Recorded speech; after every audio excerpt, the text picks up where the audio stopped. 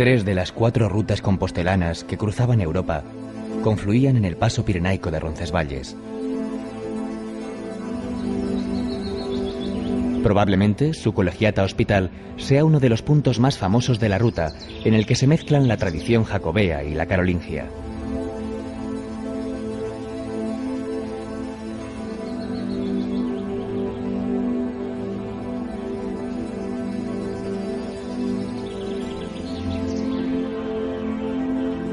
También de estilo gótico es la Capilla de Santiago o de los Peregrinos, la primera advocación jacobea que encuentra el peregrino al llegar a España. Junto a ella está la Capilla de Sancti Spiritus o Silo de Carlomagno, donde cuentan que están enterrados los héroes de la batalla de Roncesvalles. Desde Roncesvalles, el camino desciende entre alledos y robledales en dirección a Pamplona, para seguir hasta Puente la Reina, donde se une con el ramal aragonés en un único trazado.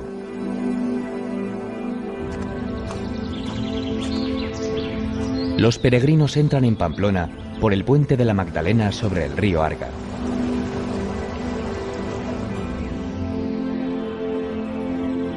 Pamplona, la antigua Pompaelo romana, creció en torno a las necesidades del camino.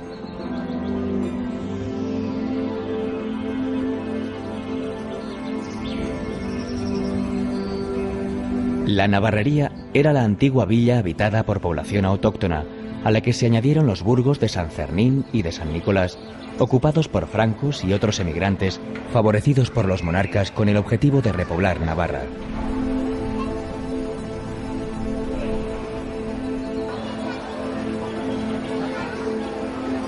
Escondida tras una gran fachada neoclásica, se encuentra la catedral gótica de 3 naves y girola.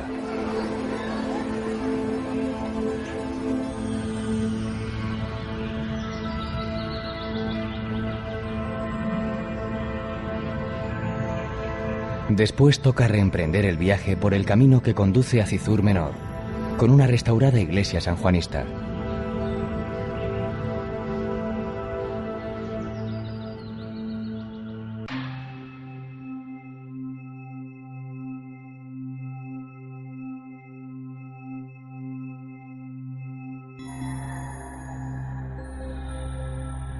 Desde lo alto de Somport, las montañas adquieren otra dimensión. Hasta aquí llegaba una de las 4 vías jacobeas que cruzaban Europa. Y es aquí, en el Summus Portus de los romanos, el actual Somport, donde el peregrino moderno empieza su andadura hacia Compostela por el camino aragonés.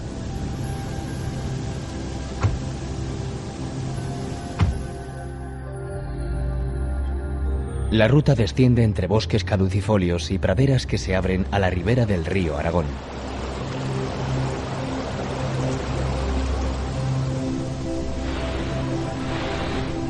Pasa por las pistas de esquí de Candanchú.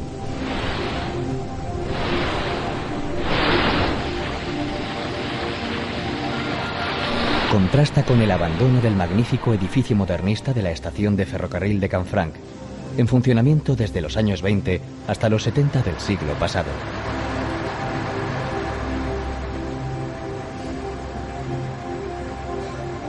Más adelante, los restos de varias fortificaciones muestran la importancia que tuvo este paso.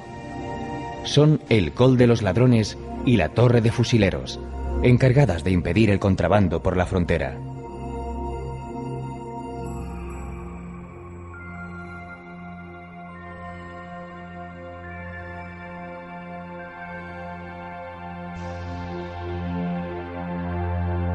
En Jaca espera al visitante su catedral, la primera edificada en España en estilo románico.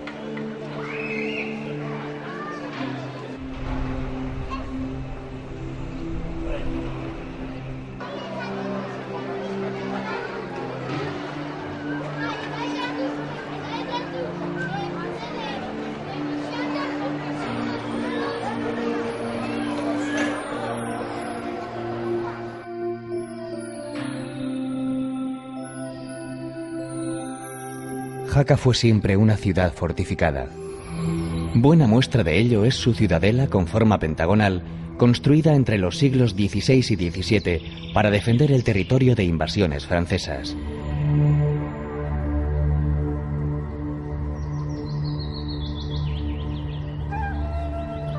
Otro testigo de la ruta jacobea por la ciudad es el puente medieval de San Miguel, con un gran arco estilizado que se alza sobre el río Aragón.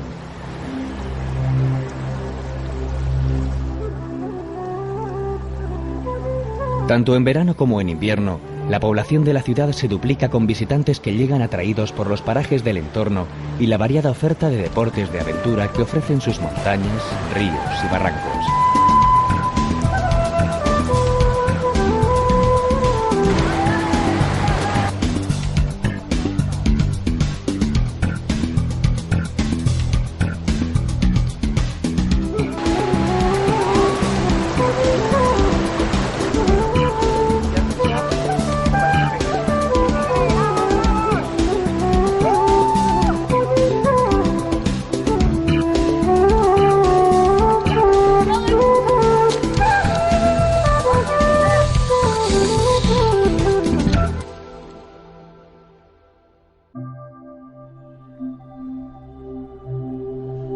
Literalmente incrustado en la piedra, el monasterio de San Juan de la Peña no forma parte propiamente dicho del Camino de Santiago. Pero sin lugar a dudas, el viajero agradecerá tomar el breve desvío que desde Jaca conduce hasta uno de los más bellos monumentos románicos.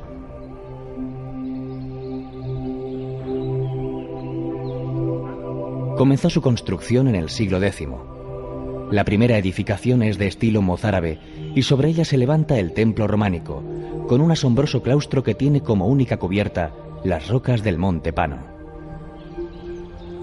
Según la leyenda, en este perdido cenobio de las montañas de Huesca estuvo custodiado durante 300 años el Santo Grial, traído desde Roma por San Lorenzo para que no cayera en manos de los paganos.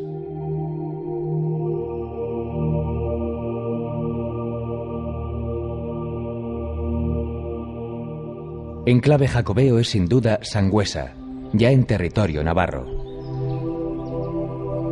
Fue Alfonso el Batallador quien propició el desarrollo del burgo y pronto se desviarían por aquí los peregrinos encaminando sus pasos por la Rúa Mayor. Testimonio de esta floreciente actividad son sus templos, casonas y palacios. Aunque basta con admirar la contundente estampa de la iglesia Santa María la Mayor para hacerse una idea de ese pasado esplendor.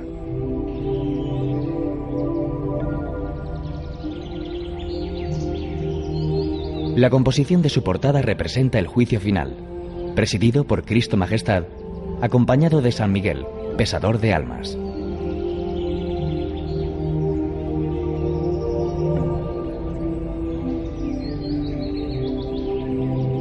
Llama la atención entre sus figuras el Judas desnudo y ahorcado.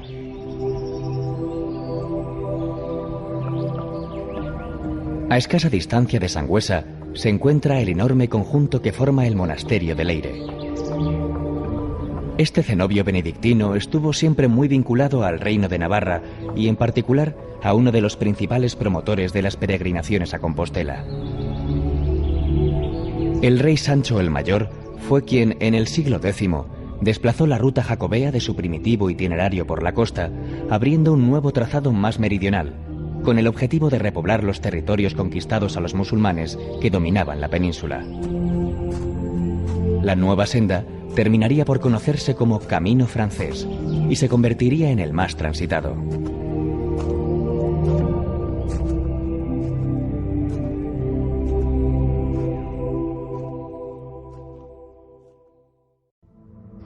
Bajo la atenta mirada del Pico Ori, se despereza uno de los hayedos más emblemáticos de Navarra.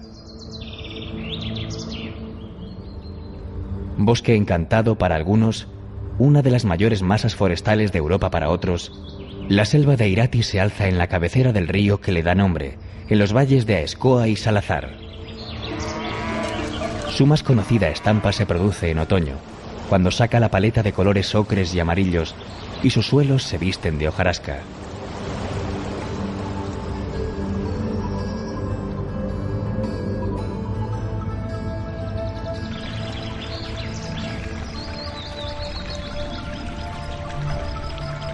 Entre el tupido bosque se perfilan sendas por las que practicar el senderismo o pasear en bicicleta admirando el entorno.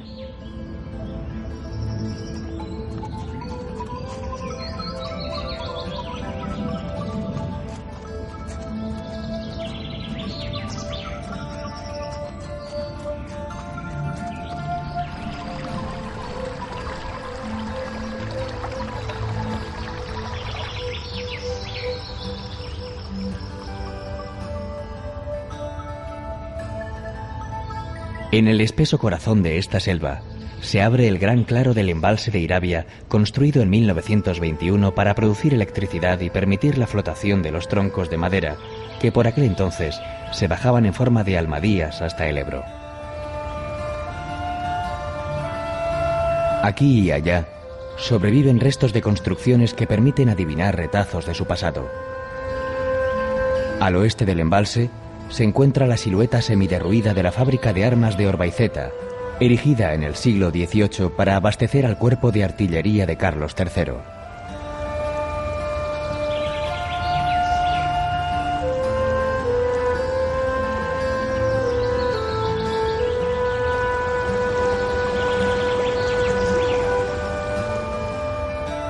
La estación megalítica de Azpegui muestra un rosario de dólmenes y cromlechs, las grandes piedras alineadas en círculo por el hombre primitivo, quizá para construir un santuario.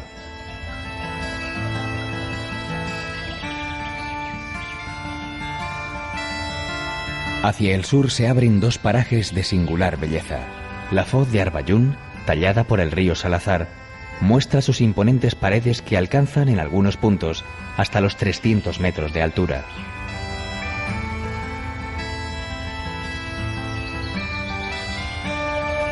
Para visitar la foz de Lumbier, se aprovechan los túneles que se excavaron en las rocas para permitir el paso del ferrocarril maderero, el primero eléctrico en España, que con el nombre de Irati fue inaugurado en 1922 y funcionó durante 4 décadas. Nuevamente, el río Irati es el protagonista. Ha ido excavando un espectacular desfiladero sobre las calizas del extremo occidental de la Sierra del Eire, en la zona media de Navarra, entre el valle de Salazar y la Sierra de Izco. Es una comarca soleada, de clima mediterráneo, con abundante vegetación que crece en los roquedos y una importante colonia de buitres leonados que sobrevuelan constantemente su espacio, vigilando como nadie las numerosas pendientes, cortados y altozanos que conforman esta hondonada natural.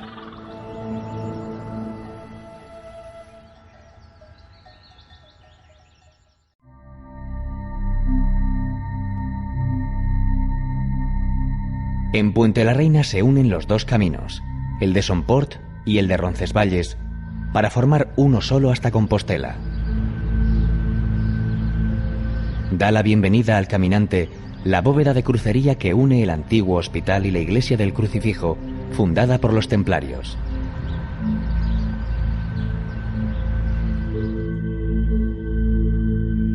En su interior se venera una talla gótica del crucificado, traída hasta aquí por un viajero germano.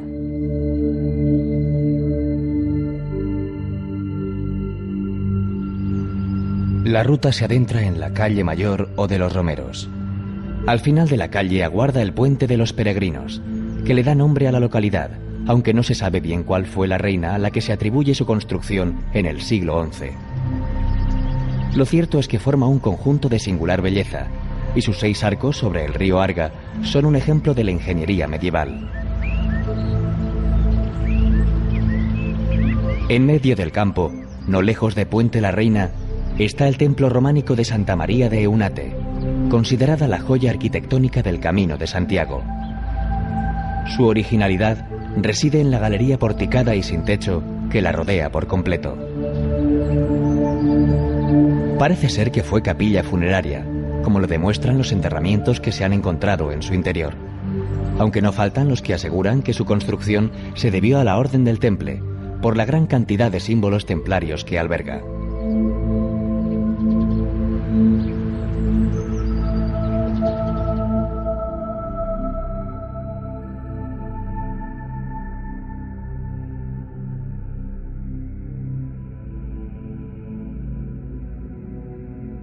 Estella es fértil en buen pan y vino óptimo, y en carne y pescado, dice el Códice Calixtino de Aymeric Picot. Y así continúa siendo esta localidad fundada por Sancho Ramírez en el emplazamiento de la antigua Lizarra.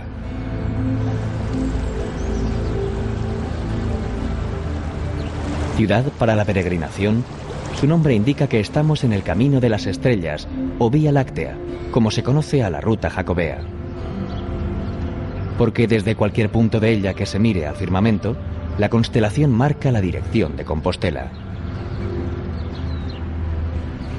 Los peregrinos entraban en la villa por la parroquia de San Miguel, con portada románica.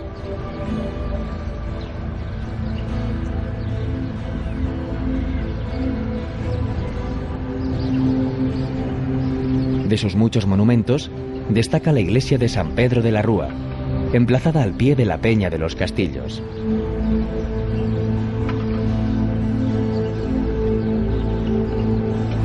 Con portada de influencia morisca y cisterciense del siglo XIII, quizá lo más interesante de este templo sea su claustro románico con arcos de medio punto sobre columnas pareadas con capiteles historiados.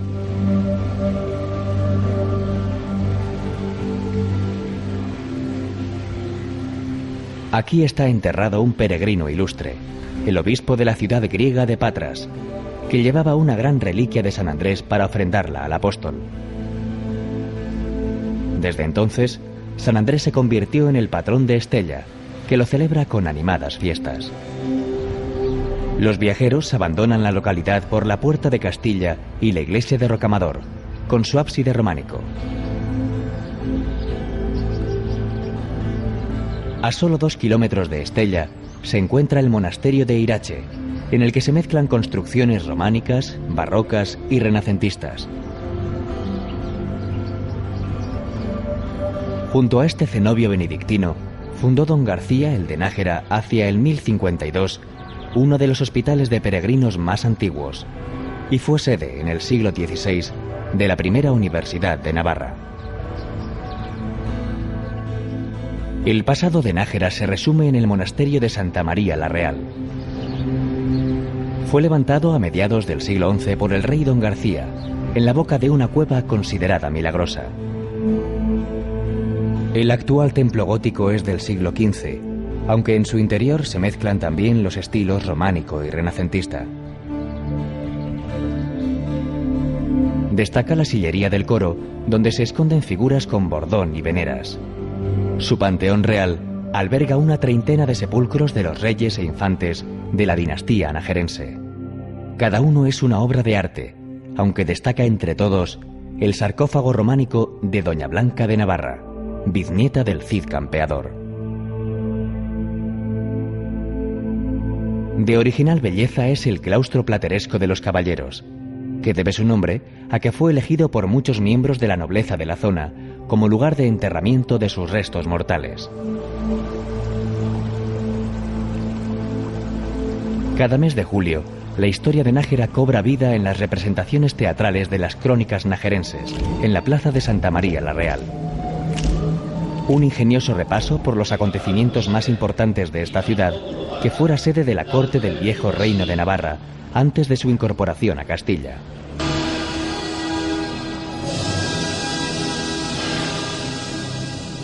Un ermitaño, Santo Domingo, está detrás de la fundación de la ciudad a la que dio nombre.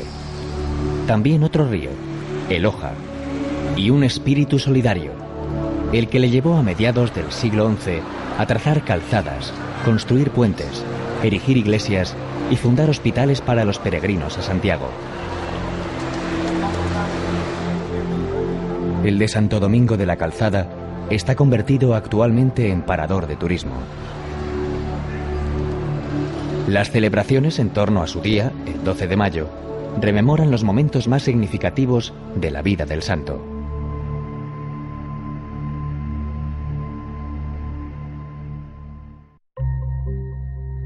El Camino de Santiago del Norte entra en España por el vado fronterizo del río Bidasoa. Ahí se iniciaba una ruta que, con los inicios de la peregrinación y el territorio prácticamente en manos de los musulmanes, obligaba a los viajeros a pegarse a la costa en su camino a Compostela.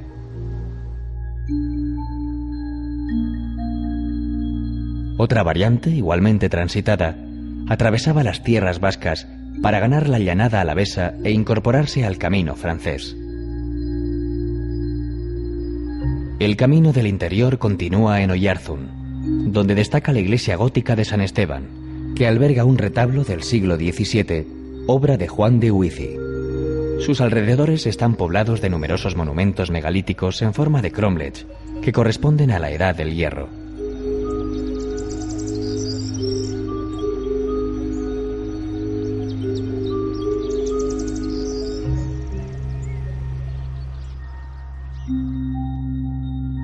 Siguiendo las márgenes del Urumea, la ruta bordea Hernani, una de las villas más antiguas de Guipúzcoa.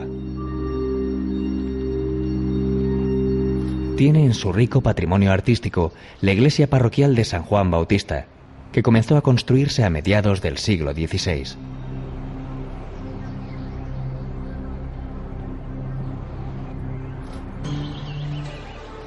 En las inmediaciones se encuentra el Museo Chillida Leku, con cerca de 40 piezas escultóricas de grandes dimensiones, distribuidas entre los verdes prados que conforman, como lo quiso su autor, un museo al aire libre.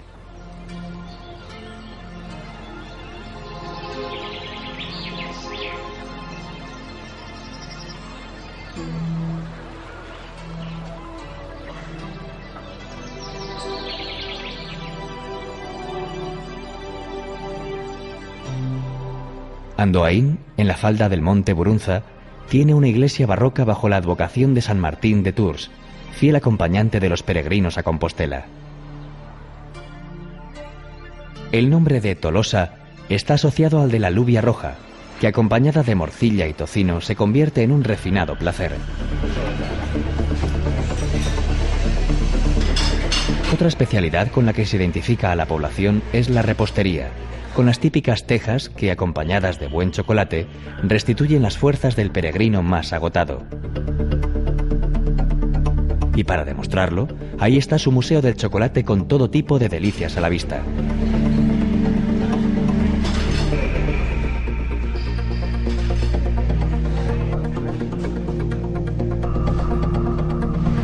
Tolosa tiene un núcleo medieval de calles angostas y palacios barrocos o más antiguos aún, como el de Idiáquez, en el que se alojó en 1538 el emperador Carlos V.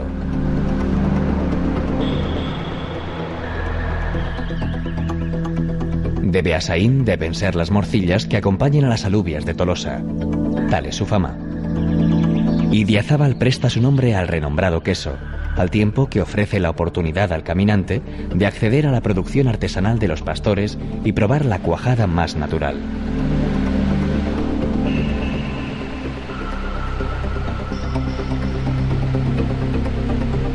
El centro urbano atesora la iglesia de San Miguel, con su extraordinaria portada románica.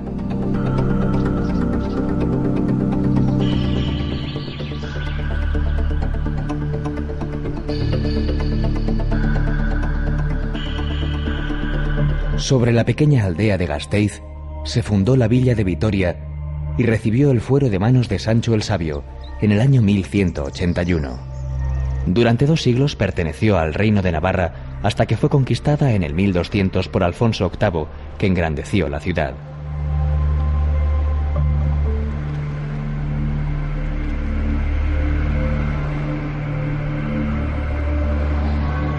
Su monumento más importante es la Catedral de Santa María, de estilo gótico, con 3 hermosas portadas.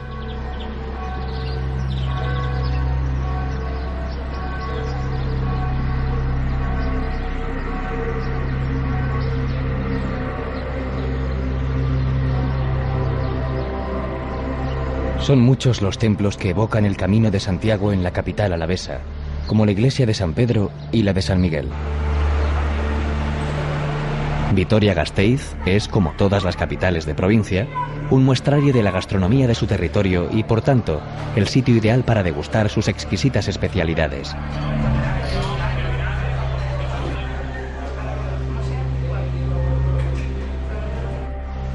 La Puebla de Arganzón, Armiñón, son otros hitos de la ruta antes de entrar en Zambrana, ubicada entre campos de cereal y viñedo. Y por fin, Salinillas de Buradón, que aún conserva parte de sus murallas y puertas que le dieron relevancia como punto estratégico en las guerras entre castellanos y navarros.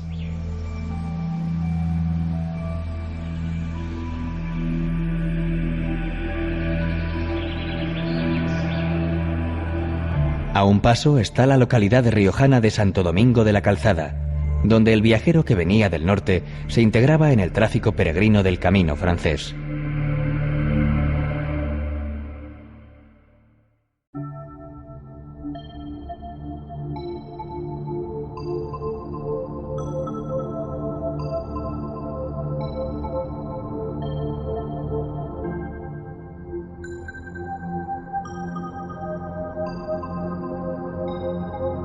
El gótico, el arte que se eleva hacia el cielo y que llegó procedente de Francia, dejó en la ruta compostelana el magnífico ejemplo de la Catedral de Burgos.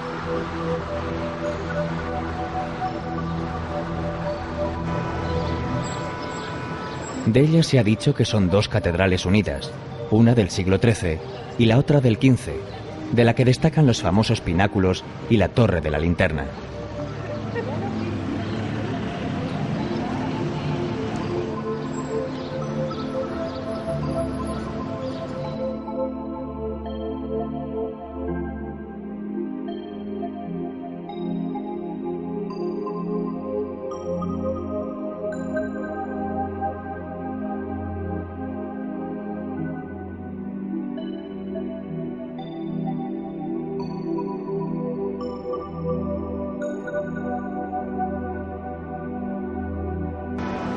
La iglesia de San Lesmes guarda el sepulcro de este monje de origen francés, gran protector de los peregrinos y elevado a patrono de la ciudad en el siglo XVI.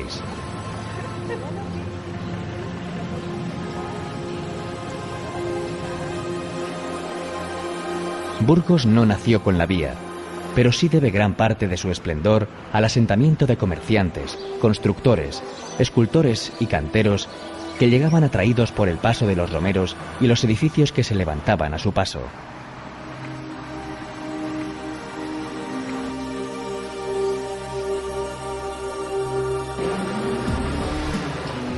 La población actual es heredera de esa vitalidad, que se puede palpar en las estrechas calles del casco antiguo.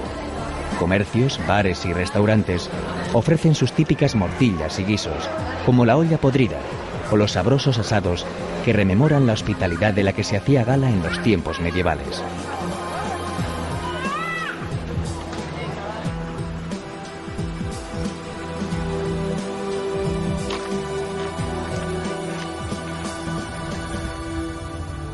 A partir de aquí cambia el paisaje. Se quedan atrás las montañas y se proyecta ante el caminante la austera meseta castellana. Antes de llegar a Castrojeriz, aparecen las ruinas del convento de San Antón. La senda atraviesa el pórtico en el que los frailes antonianos dejaban la comida para los peregrinos. Tenían fama de buenos médicos, especialistas en sanar el llamado fuego sacro o mal de San Antón, una especie de gangrena provocada por un hongo del centeno.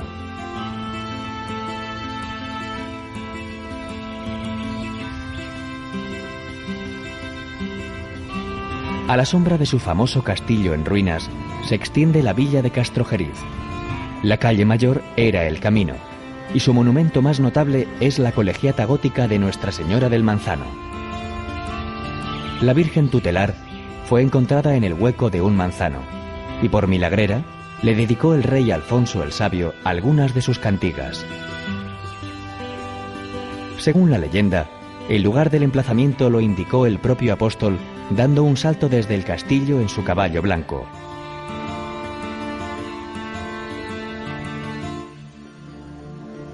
En tierras del Canal de Castilla, Fromista guarda uno de los mejores ejemplos del románico jacobeo. La fama le pertenece a la iglesia de San Martín, que se alza exenta en medio de una plaza para dejarse contemplar a gusto desde cualquier ángulo. Son inconfundibles de su fisonomía el cimborrio octogonal y los canecillos esculpidos que adornan los aleros del tejado.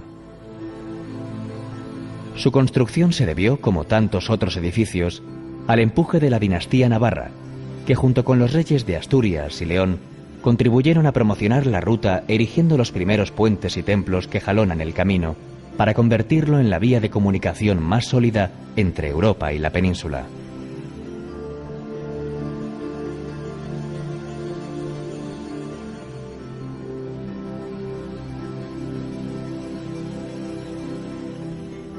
Ricos son también los dulces que confeccionan las monjas del convento de Santa Clara, cuya iglesia está decorada con azulejos de Talavera. Santa María del Camino, con un soberbio pórtico bajo porche cubierto, es el templo más antiguo de la localidad. Se construyó para conmemorar una victoria sobre los musulmanes que libró a Carrión de los Condes de pagar el tributo de las 100 doncellas que aquellos exigían. Siguiendo el sendero de las estrellas por la población, se llega a la iglesia de Santiago, del siglo XII, con un magnífico friso en la fachada que tiene como centro la imagen del Salvador escoltado por los apóstoles.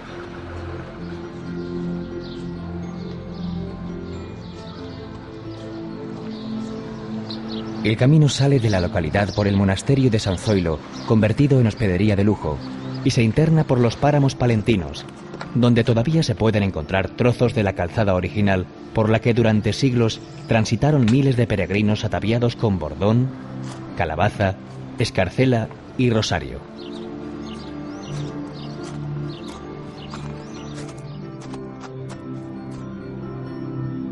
Con pan y vino se hace el camino. Una máxima que los monjes cluniacenses del derruido monasterio de San Benito pusieron en práctica con la legendaria cuba de Sahagún, que mantenían siempre llena con buenos caldos para saciar la sed de los caminantes. Sahagún debió de ser una de las ciudades más prósperas de la vía. Fue uno de los focos de desarrollo del arte románico mudéjar, el llamado románico del ladrillo, llegado de la España musulmana. Ejemplos de este estilo son las iglesias de San Tirso y de San Lorenzo, con originales torres y profusamente decoradas con arcos ciegos, recuadros y frisos.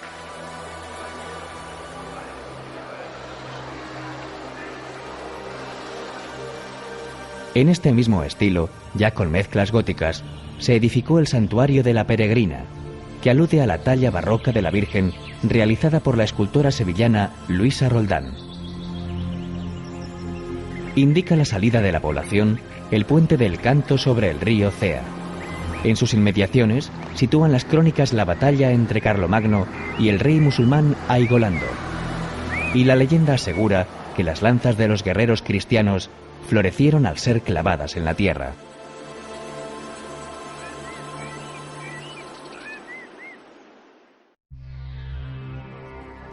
Proveniente de la ría del Nervión, el camino de Santiago del Norte penetraba en Cantabria por Castrourdiales.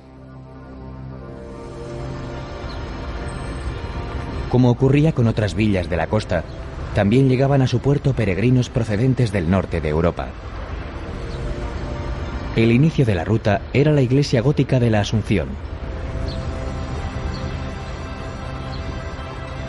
Y junto al templo, el castillo faro que la defiende del mar.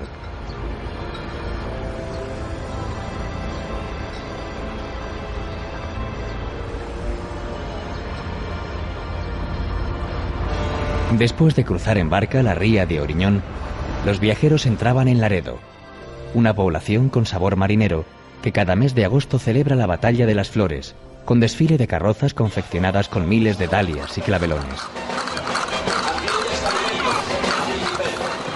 Colaboran Cafetería Zurich, Cafetería Berna y Salón del Doha. El fantasma de la ópera.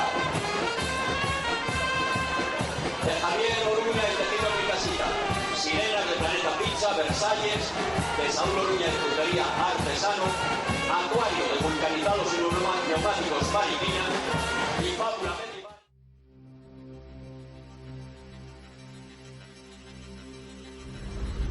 Muchos romeros llegaban a Santander navegando por su amplia bahía en barca. Allí cumplían etapa en la sobria catedral gótica, antaño colegiata de San Emeterio.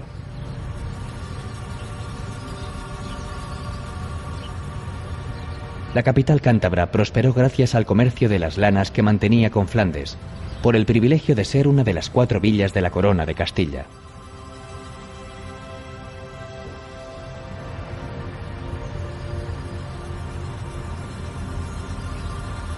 Hoy mantiene su elegancia y señorío junto al mar que la vio nacer y crecer, con sus palacios y balnearios que la convirtieron en el centro de veraneo de la burguesía española.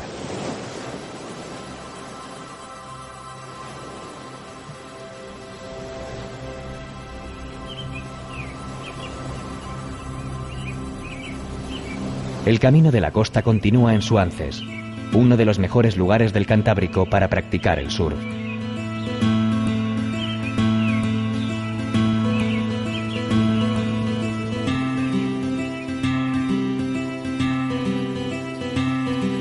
Santillana del Mar muestra todo su esplendor de hace 300 años como si fuera ayer.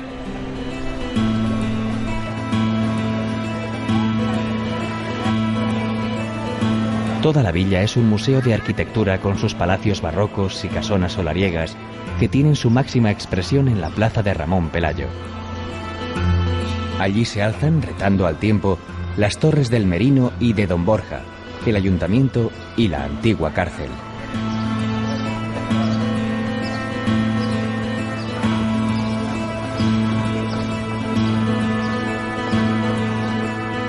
Continuando la accidentada senda cantábrica, se llega a la muy real Villa de Comillas. Aunque aquí poco evoca el culto jacobeo, vale la pena hacer una parada para conocer la villa de Antonio López. Con la fortuna que hizo en Cuba, construyó varios edificios de renombre en su localidad natal. Destaca sobre todo la Universidad Pontificia, que sus descendientes donaron a los jesuitas. En lo alto de una colina se enseñorea el Palacio de Sobrellano, la residencia oficial del indiano, convertido en Marqués de Comillas por el rey Alfonso XIII.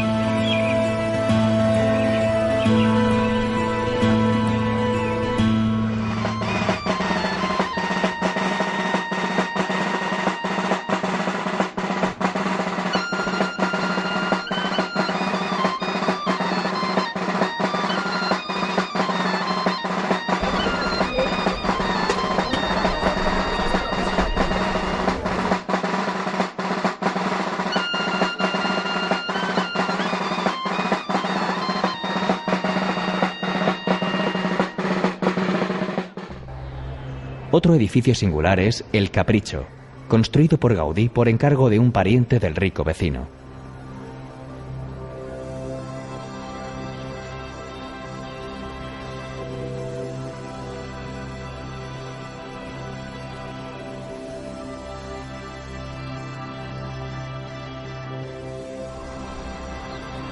Encaramada en un risco al que separan de tierra firme el mar y las rías, la ciudad medieval de San Vicente de la Barquera soporta la embestida de los tiempos modernos. Los viajeros descansaban en el hospital que había en la población desde antaño y salían de la villa por la puerta de los peregrinos, camino de Unquera.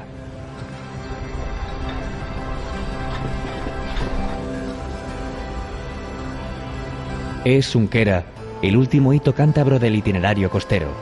Desde aquí el romero cruzaba la ría de Tina Mayor y continuaba la vía jacobea en Asturias.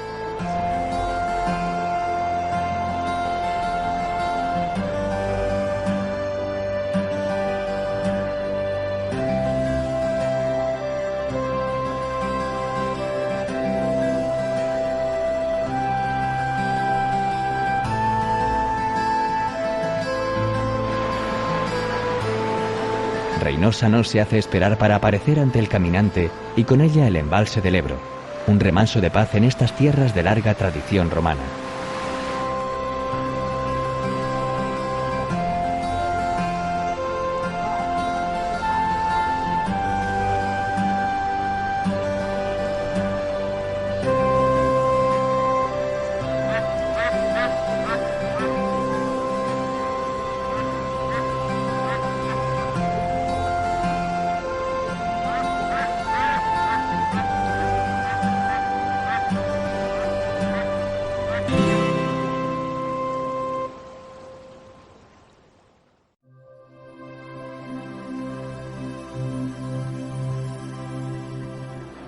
Nació en el siglo XIII con la vocación de ser la mayor catedral de la época en la real y cortesana ciudad de León.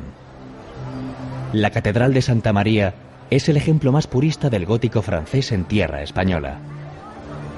Conocida como la Pulcra Leonina, es toda una lección de armonía entre contrafuertes, arbotantes y ventanales propios de este estilo.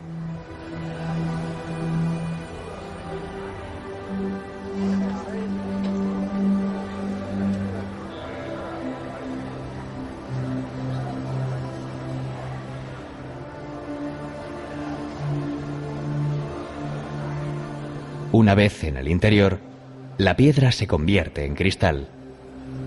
Son famosos sus 1800 metros de vidrieras que transmiten una variedad de luces y colores para iluminar cada tesoro catedralicio con el misterio y la solemnidad que le corresponde.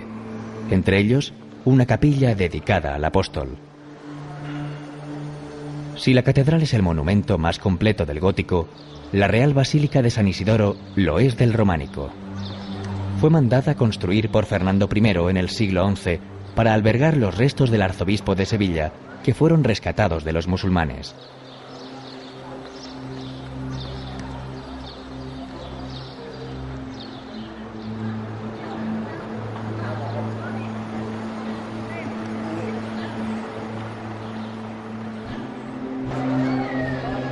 Pero entre uno y otro punto de la ruta, habrá tiempo para degustar los sabores de la calle leonesa, perderse por sus plazas medievales, atisbar por las callejas que se asoman a ellas.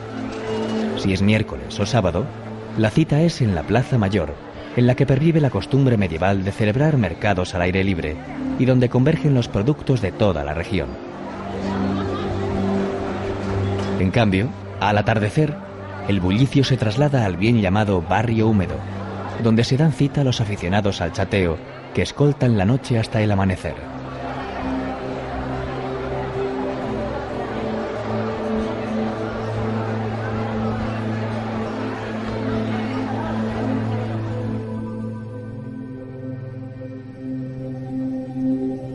La capital del Bierzo debe su nombre a la Ponteferrada, que mandó construir el obispo Osmundo en el siglo XI para franquear el paso a los peregrinos jacobeos por el río Sil.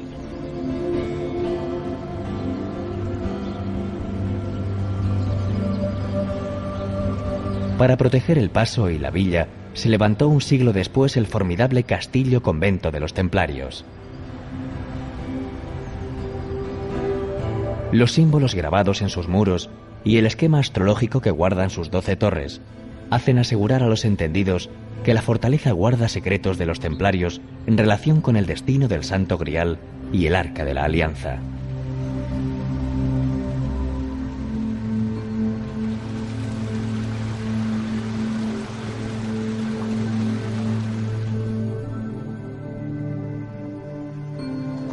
En la confluencia de los ríos Burbia y Valcarce nació Villafranca del Bierzo, como su nombre indica, colonizada por francos.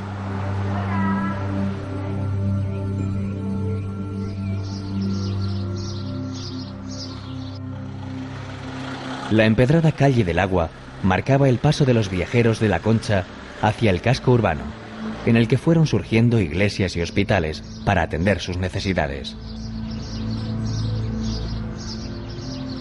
La Colegiata de Santa María, del siglo XVI, está levantada sobre los terrenos que ocupaba el desaparecido monasterio de la Orden de Cluny, que tanta importancia tuvo procurando ayuda y sustento a los peregrinos.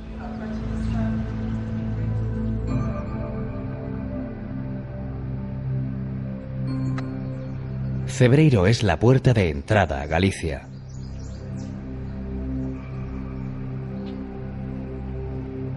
La historia de esta pequeña aldea se pierde en los orígenes del camino allá por el siglo IX, cuando surgió como uno de los primeros lugares de acogida de peregrinos. La aldea conserva un conjunto de pallozas. Son las primitivas viviendas de origen celta, con muros de mampostería cubiertos con paja trenzada, que se han convertido hoy en hospedería. En el siglo XI se fundó aquí la iglesia de Santa María la Real, donde se venera una talla románica de la Virgen titular.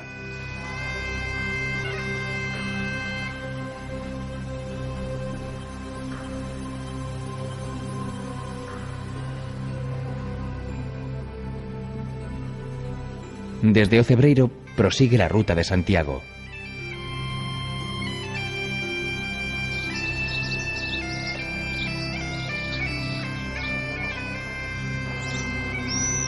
La villa medieval de Melide fue repoblada por mandato de Alfonso IX en el siglo XIII.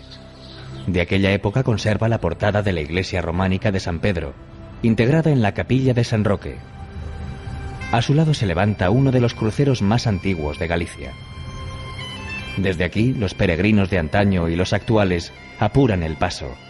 Cerca está el Monte del Gozo, desde donde se contempla por vez primera la ciudad de Santiago.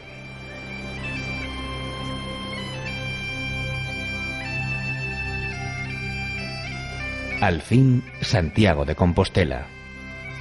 La ciudad que custodia los restos mortales del apóstol desde que en el remoto año 813, un pastor de nombre Pelayo descubriera el sepulcro que se convirtió en el baluarte de la cristiandad. Es la meta, el final de los esfuerzos, cuando las emociones se escapan y los sentimientos se desbordan. A la ciudad se entra por la puerta del camino, y con ello, el peregrino se sumerge de lleno en la leyenda de Santiago el Mayor, uno de los apóstoles de Jesucristo, muerto en Jerusalén. El itinerario de acceso a la catedral no ha variado en 9 siglos. La primera fachada que presenta el templo es la que preside la plaza de la Azabachería, en donde esperaban los mercaderes a los romeros con sus cargamentos de calabazas y vieiras.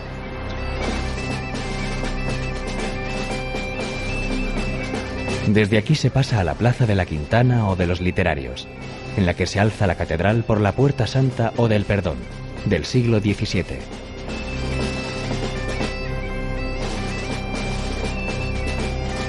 Si no es Año Santo, la entrada estará tapiada, y hay que seguir desde la Vía Sacra a la Plaza de la Inmaculada para pasar por el Arco del Obispo y acceder a la Plaza del Obradoiro. Este es, sin duda, el mejor escenario de la ciudad, delimitado por el Hospital Real, hoy Hostal de los Reyes Católicos, el Palacio Rajoy y el Colegio de San Jerónimo. Y en medio de todo, la catedral. Dice sobre ella el improvisado guía medieval Aymeric Picot: quien la recorre, aunque esté triste, se vuelve alegre.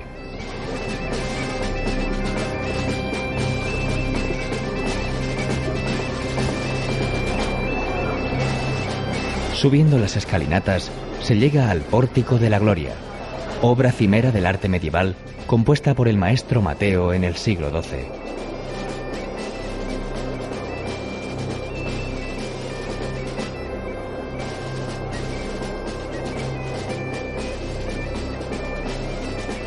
Aquí termina esta aventura, tan milenaria como actual, tras los pasos de millones de peregrinos que a través de los tiempos emprendieron la búsqueda de la tumba jacobea guiados por las estrellas, creando uno de los itinerarios culturales más importantes del mundo, el Camino de Santiago.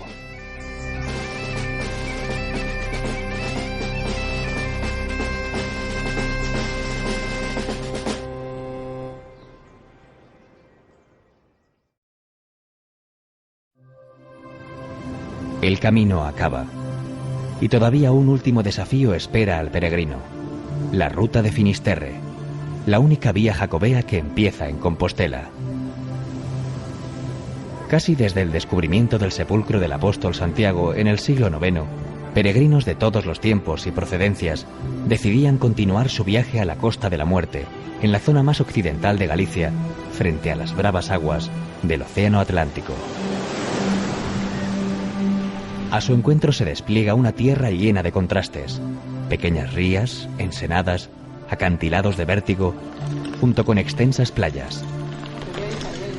Atesora sus tradiciones en las manos de las palilleiras, que mueven con sabiduría ancestral los bolillos, haciendo crecer como por encanto refinados encajes. Y conserva la memoria de ese milenario contubernio con el mar en los secaderos de Congrio del puerto de Muxía. La Costa de la Muerte era para los antiguos el final del mundo conocido. Una tierra cargada de leyendas y ritos paganos que los romanos bautizaron como el Finisterre, cuando contemplaron aterrorizados la desaparición del sol entre las aguas.